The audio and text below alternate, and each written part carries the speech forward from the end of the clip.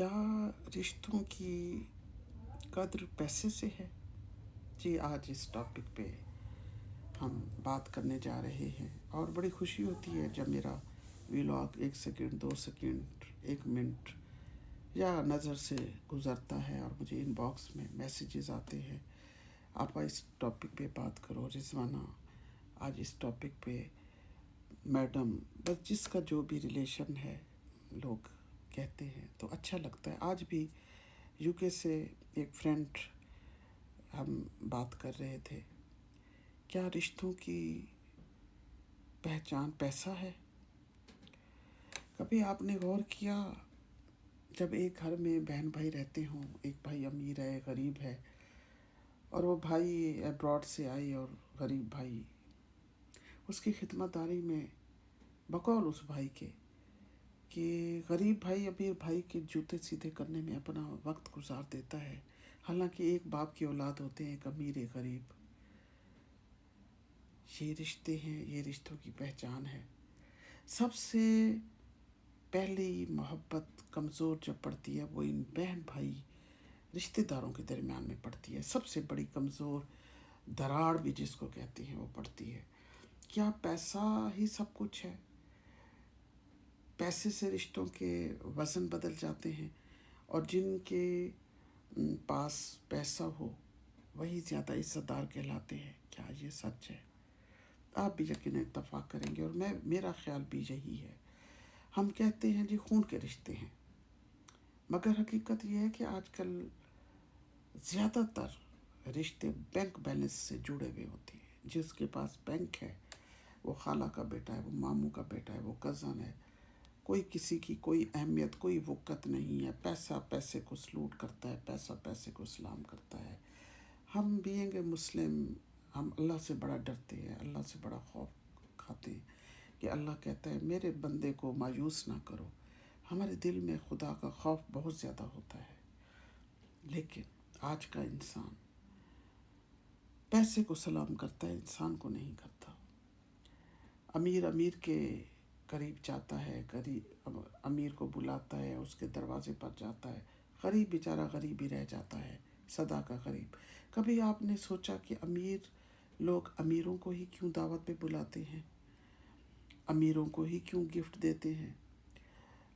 इसलिए कि वो तारीफ़ करें या फिर इसलिए कि वो कहें कि हम भी आपके हम पल्ला है, ये वो वाज़े करना चाहते हैं।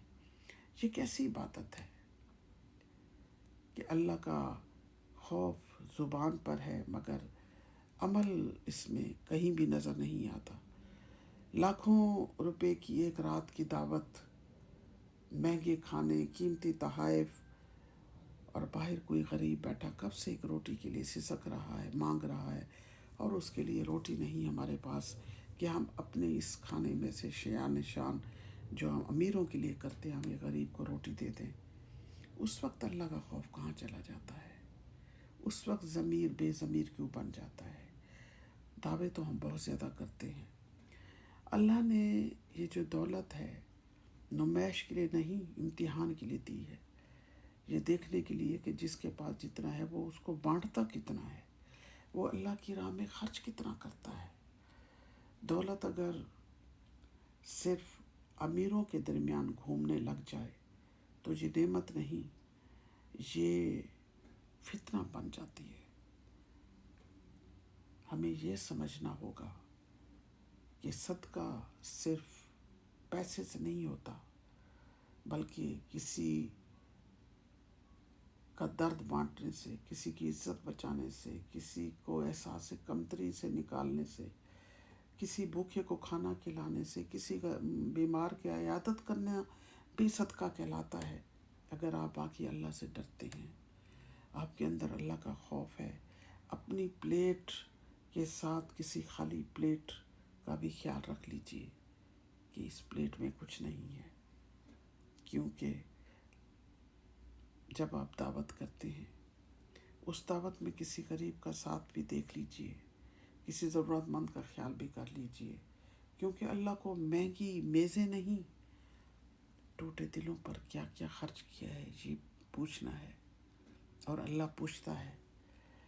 आखिर में यही बात करूँगी کہ پیسہ انسان کو بڑا نہیں کرتا، انسانیت کرتی ہے.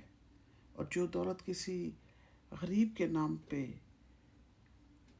خرچ نہ ہو یا کسی غریب کے کام نہ آئے، وہ دولت اللہ کے ہاں بھی کسی کام کی نہیں ہے.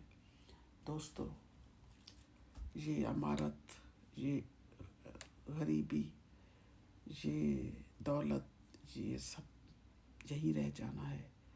رشتوں کا احترام، رشتوں کا تقدس اور رشتوں کے اندر جو پیار ہے وہ سدا رہتا ہے، آپ کو مرنے کے بعد بھی زندہ رکھتا ہے.